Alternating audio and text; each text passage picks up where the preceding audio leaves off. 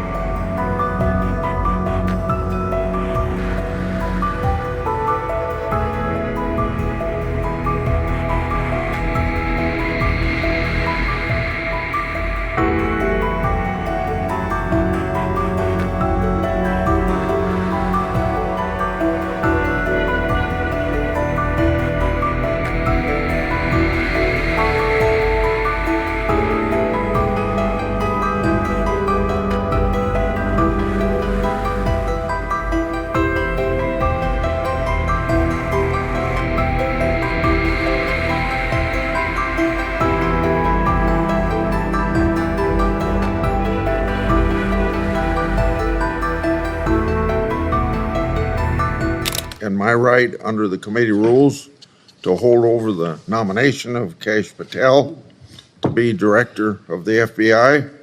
So that nomination is held over. But now that Republicans are in the majority,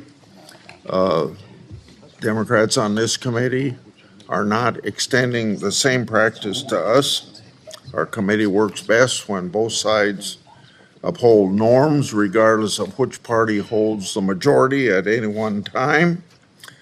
I'm disappointed that my colleagues aren't reciprocating a courtesy we extended in good faith when we were in the minority.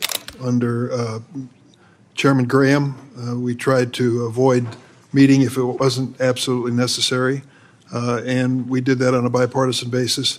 And I think I speak for the Democratic side. We hope to return to that model.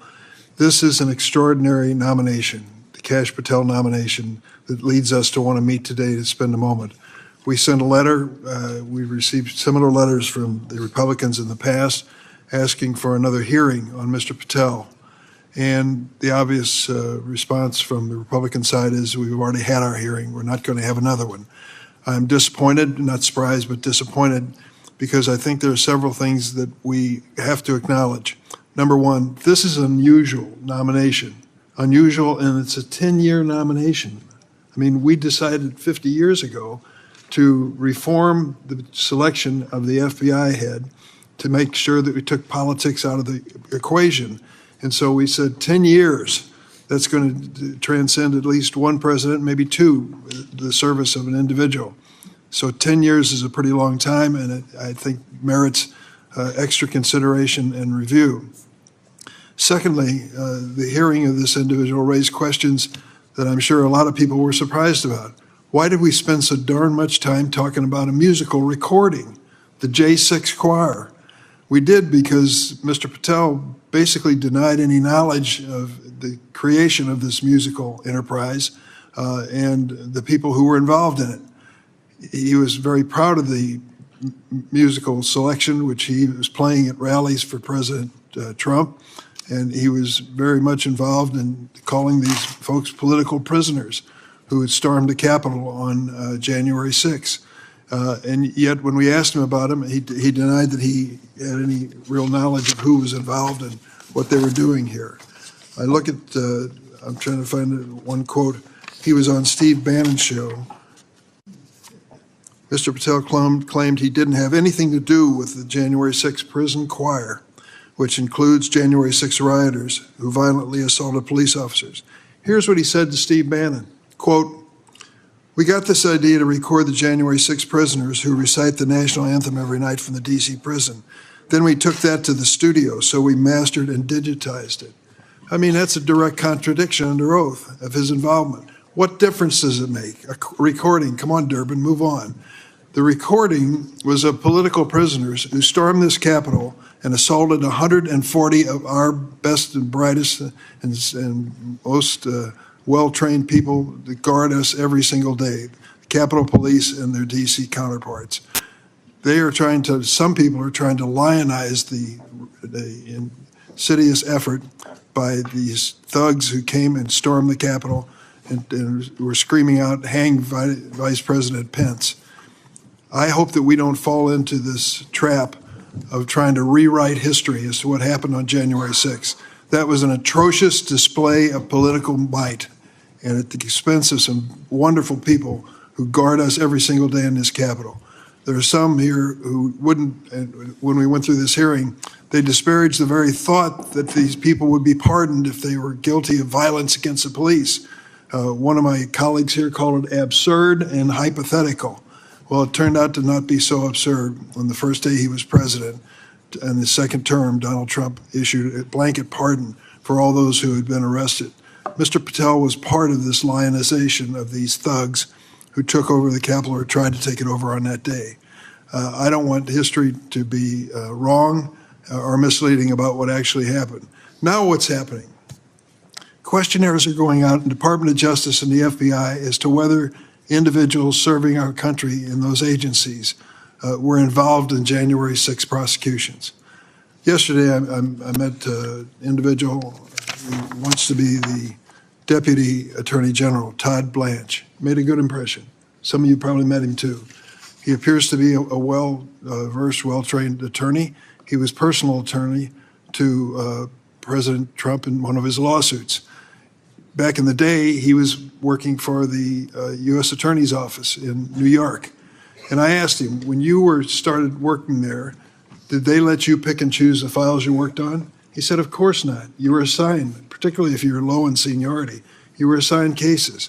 So I said, to say that a person worked on a January 6th case, if they are new to the agency, is it possible that they were ordered to do that case? He said, it's possible.